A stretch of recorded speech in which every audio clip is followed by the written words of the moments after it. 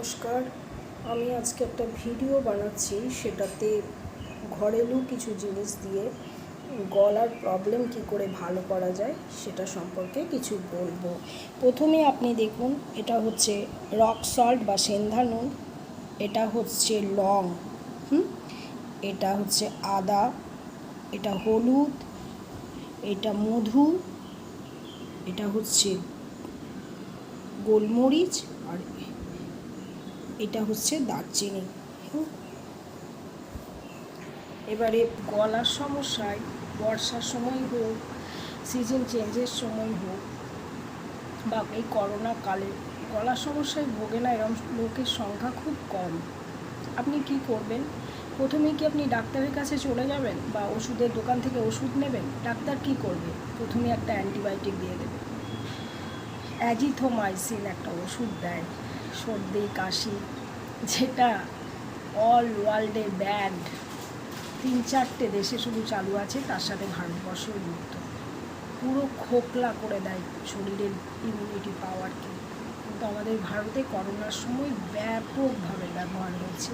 কিছু করার নেই, গভর্নমেন্ট যখন জেনেও যখন করছে, কিচ্ছু করার নেই। যাই হোক, আমি ঘরোয়া কিছু জিনিস যেগুলো দেখিয়েছি তার মধ্যে দেখাই। এই লংটাকে দেখুন, এটা ফুল আলা লং, ঠিক আছে? এই লংটা 10টা নেবেন। গোলমরিচ নেবেন 20টা। যতগুলো গোলমরিচ তার অর্ধেক হচ্ছে লং। একটা দারচিনির ছোট টুকরো, আদার টুকরো অল্প, হলুদ আর মধু, এটা দিয়েই বানাবো।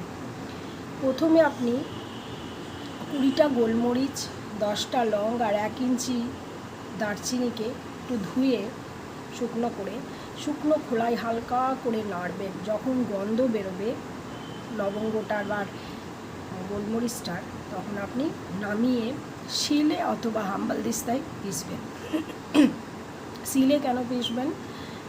এটাতে একটা তেল থাকে, হ্যাঁ। গরম অবস্থার পরে যখন মিক্সিতে আপনি পিসবেন, মিক্সির গরমের ফলে না এই গুণটা নষ্ট হয়ে যাবে। শিলে কি করবেন? পেশার পরে আপনি একটা আদা থেকে যেন 1/2 চামচ রস বেরোয়, আর একটা কাঁচা হলুদ থেকেও যেন 1/2 চামচ রস বেরোয়। হলুদ এবং কাঁচা আদাটাকে গরম জলে প্রথমে ধুয়ে তারপরেই পিসবেন। এবারে সমস্ত জিনিসকে মেলালেন, ওর সাথে দেবেন 1 পিঞ্চ রক সল্ট আর 1 চামচ মধু, ঠিক আছে? সবগুলো মেলালেন। মেলানোর পরে 1 চামচ খাবেন। সকালে ব্রেকফাস্টের পরে খেতে পারেন বা একদম মর্নিংয়ে। খাওয়ার পরে আধা ঘন্টা কিছু খাবেন না। তারপরে 1 গ্লাস খাবেন জল। মনে রাখবেন, শরীরের যে কোনো সমস্যা রাত্রেবেলাতেই শুরু হয় উৎপাত করা। তাই রাত্রেবেলায় খাওয়ার পরে আমার মনে হয় এই ওষুধটি আপনাদের কাজে লাগবে। এর মধ্যে খারাপ তো কিছু নেই, সবই উপকারী জিনিস। এবং ভিডিওটা যদি আপনাদের ভালো লাগে, উপকারী মনে হয়, তাহলে লাইক, শেয়ার, সাবস্ক্রাইব অবশ্যই করবেন এবং আমাকে উৎসাহিত করবেন। নমস্কার।